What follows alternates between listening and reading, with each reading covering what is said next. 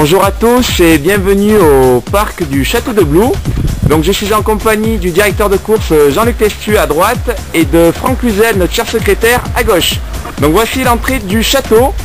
Donc je vais vous faire découvrir un petit peu le parc. Sur votre droite, vous avez la salle des fêtes, où c'est là que nous pourrons prendre le repas, ainsi qu'un petit peu plus loin la ligne d'arrivée, qui va se situer donc entre les deux arbres que nous apercevons. Donc en fait, après la chaussée des gens, vous allez arriver entre les deux arbres qui signera le symbole de l'arrivée. En ce qui concerne les postes de secours et les massages pour assouplir un petit peu les mollets, ça va se situer donc au bas du château, vous voyez ici même. Et je vais vous faire découvrir enfin le petit podium pour l'arrivée dans un cadre fort sympathique sur le balcon du château.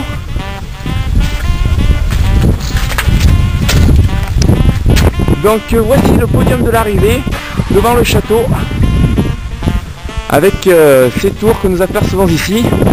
Allez, maintenant je pars rejoindre Jean-Luc et Franck et on va vous faire découvrir la première partie du parcours. A bientôt. Nous nous retrouvons désormais dans les ruelles de Tueil, donc qui sont pavées avec de nombreuses façades en pierre. Donc nous retrouvons les pavés par endroits. Et là nous allons remonter en fait la rue haute pour quitter le village.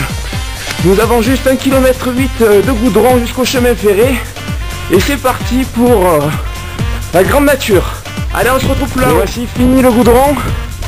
Après deux petits coups de nez, place au chemin ferré qui reliait autrefois Tueil-Montpezat. Donc là on monte en direction du volcan de la Gravenne, où la coulée basaltique permet de soutenir notre cher village de Tueil. Allez, on se retrouve à la cime. Et nous voici dans la montée du chemin ferré, où nous passons entre les châtaigniers. Jean-Luc monte relativement à l'aise. Je sais pas si c'est les chaussettes Lulu, mais go go go, hein. Allez mon Francky. Alors que nous arrivons sur les crêtes, vous pouvez deviner dans la vallée donc le village de Tueil, où nous sommes partis tout à l'heure.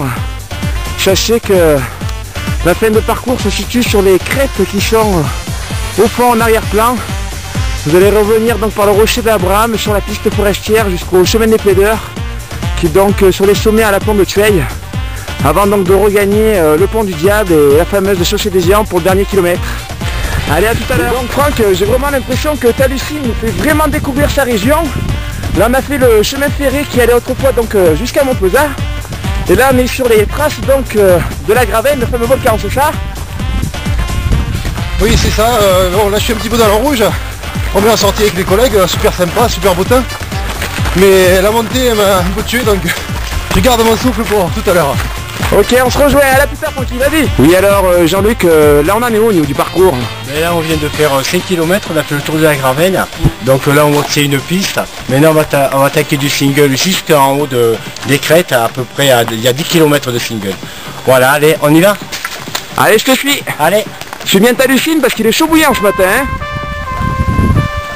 Allez mon Francky, faut suivre le rythme. Alors que Jean-Luc et Franck arrivent sous les châtaigniers, il y a un petit peu d'ombre pour récupérer, ça fait du bien parce qu'il fait vraiment très chaud ce matin. Et voilà notre cher directeur de course qui fait un petit peu du fractionné ce matin. Donc sur les petits sentiers en sous-bois, au milieu des châtaigniers. Ah, il est en forme celui-là. Alors que nous apercevons donc le village de Tueil au fond de la vallée. On est monté donc sur le versant que vous avez sur votre gauche pour arriver par ce petit single où on va apercevoir Jean-Luc, notre directeur de course qui arrive. Donc là on va se situer au niveau de la Garbette. Il y a un petit peu de vent ce matin. Là derrière on va voir en fait la route qui monte au Terre des Gens par le col de Montpezat, le Gerbier qui est la source de la Loire. Donc là on le verra juste ce chemin, mais on va pas y passer.